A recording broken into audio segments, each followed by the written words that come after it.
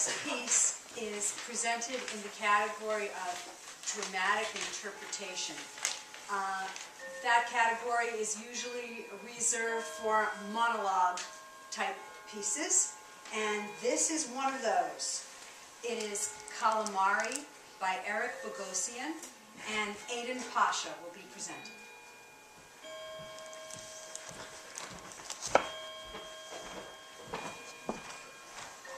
The world is a scary place. We don't know what's in the air we breathe. We don't know what's in the food we eat.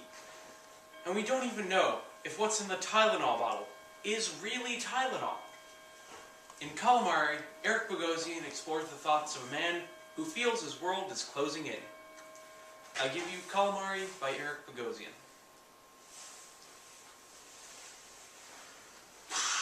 Every time I have fried calamari, I feel like I'm gonna explode. Vincent, be a good boy and pour your uncle a cup of coffee there. Just half a cup. No sugar. I'm on a diet. So, Vincent, you go visit Frank in the hospital. How's he doing? He's doing all right? Just gallstones, right? You know, I was gonna go visit him last week, but I got home from work and I couldn't move. I even bought him a geranium for his room there, but I left it on the messed up coffee machine at the office and it got all pointed up. So how's he doing? He's doing all right, huh? Just gallstones, right? Gallstones is nothing. I saw a whole operation right on Marcus Wellaby, MD. Right on TV they showed it. Very simple operation. I could do it myself. They just make this little cut in the stomach, like this. Then they got this thing, like a grapefruit spoon.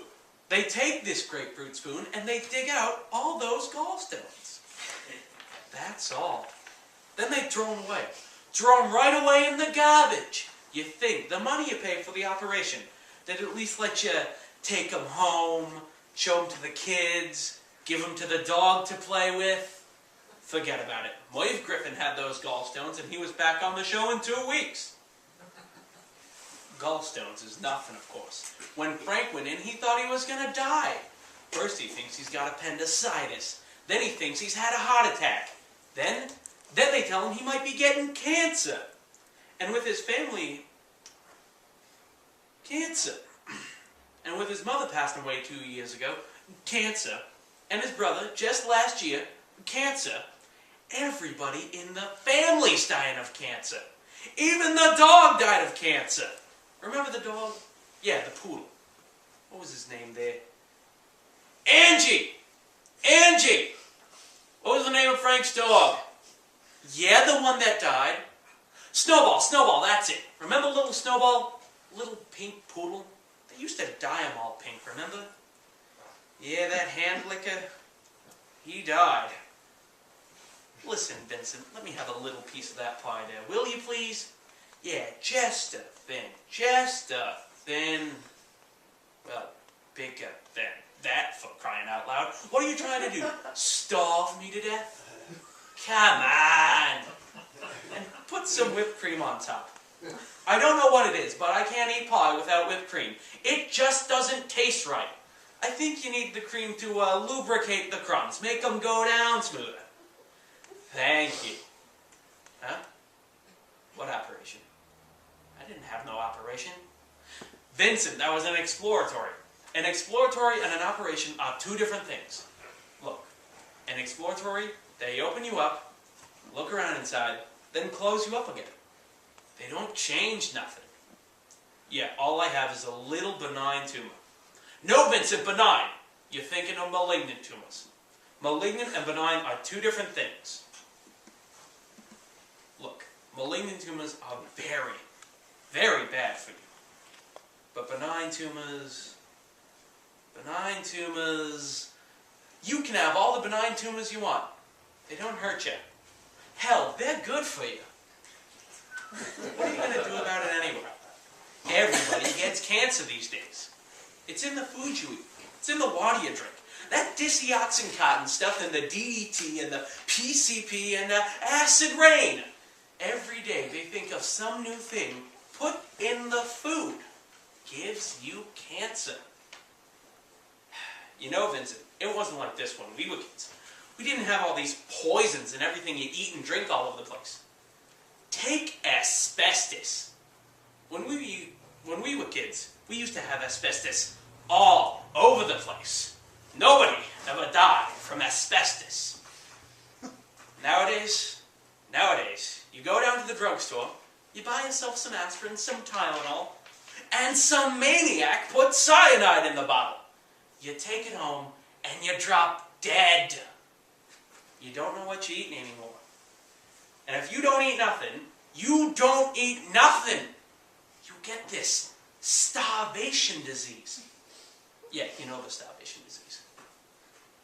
What's its name there? Angie! Angie! Well, will you turn the water off, for crying out loud? I gotta ask you something important. What's she doing in there, washing dishes 24 hours a day? God. Yeah, what was the name of the disease Karen Carpenter died from? Yeah, the one in the People magazine. Yeah, the one in the bathroom. The anorexia. You get the anorexia. See what I'm saying, Vincent? If you eat, you die. And if you don't eat, you die. I'd rather eat. Huh? No, I'm not going. Look, I'm not going. I went to the wake. I went to the funeral. Enough of these social functions. I mean, Louis was a nice guy and all, but all we're going to do is go over there and sit and eat and talk with Mary. And besides, all Mary's got is that black and white TV set. Louis was too cheap when he was alive to buy a color TV. And now look what happened. Mary's stuck with black and white for the rest of her life. You know what they say, Vincent? When you got color TV, you ain't never got to go back. What do I got to go out for? I got everything I need right here. My own sofa, nice and soft. My own TV, 105 stations. My own kitchen, plenty of food in the icebox. My own bathroom, plenty of toilet paper. Stay home, it's safer, it's cleaner, it's more sanitary. Lock the door, turn on the TV, piece of Sara Lee cake. That's living. What else do you want from life? Plus, Angie's got that new Jane Fonda exercise tape. Hey, you know the one. What, me? Forget about it. I'll tell you something, though. That Jane Fonda. I wouldn't kick her out of bed if you know what I mean, huh?